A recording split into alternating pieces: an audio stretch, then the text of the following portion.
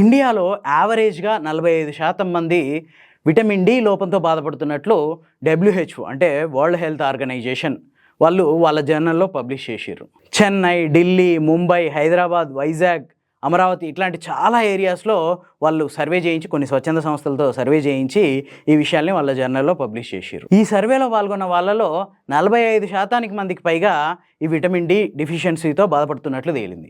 ఆధునికీకరణ, globalisation, మారుతున్న life style వీటన్నిటి కారణంగా ప్రజలు బయట తిరగడం కంటే ఎక్కువగా ఆఫీసుల్లో, ఇళ్లలో గడపడం ఎక్కువైపోయింది. దీనివల్లనే విటమిన్ డి డెఫిషియన్సీ వస్తున్నట్లు ఈ సర్వేలో తేలింది. అంతేకాదు మనం వేసుకునే బట్టలు, కాలుష్యం వీటి వల్ల కూడా ఎండ మన శరీరానికి తాకినా విటమిన్ డి అనేది కన్వర్ట్ కావడం చాలా వరకు తగ్గిపోతుంది. ఇదే విషయాన్ని వాళ్ళు వాళ్ళ జర్నల్లో పబ్లిష్ చేశారు.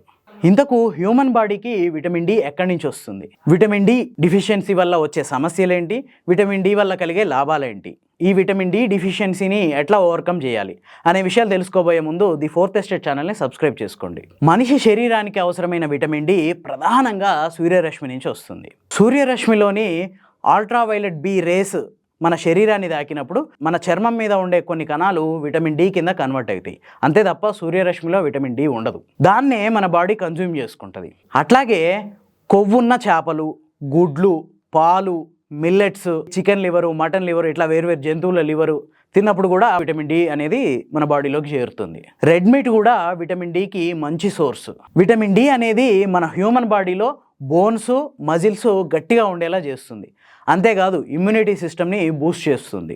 ఈ విటమిన్ డి డెఫిషియన్సీ వల్ల ఎముకలు గుల్లబారుతాయి. బోలు ఎముకల వ్యాధి అనేది ఒకటి వస్తుంది. అంతేకాదు కండరాలు కూడా అంటే మజిల్స్ కూడా ఫిట్నెస్ కోల్పోతాయి. తర్వాత ఇమ్యూనిటీ తగ్గడం వల్ల రకరకాల వ్యాధులు మన మీద అటాక్ చేస్తాయి. అంతేకాదు డిప్రెషను, తల తిరగడం, బద్ధకం ఇట్లాంటి సమస్యలన్నీ వచ్చి చేరుతాయి. మన బ్లడ్లో విటమిన్ డి 10 నానోగ్రామ్స్ కంటే తక్కువ ఉంటే దాన్ని విటమిన్ డి డెఫిషియన్సీ కింద చెప్తాం. డబ్ల్యూహెచ్ఓ వాళ్ళు చేసిన సర్వేలో నగర ప్రాంతాలు, పట్టణ ప్రాంతాలు అంటే అర్బన్ ఏరియాస్లో ఉండే జనాల్లో 70% మందికి పైగా విటమిన్ డి డెఫిషియన్సీతో బాధపడుతున్నారు.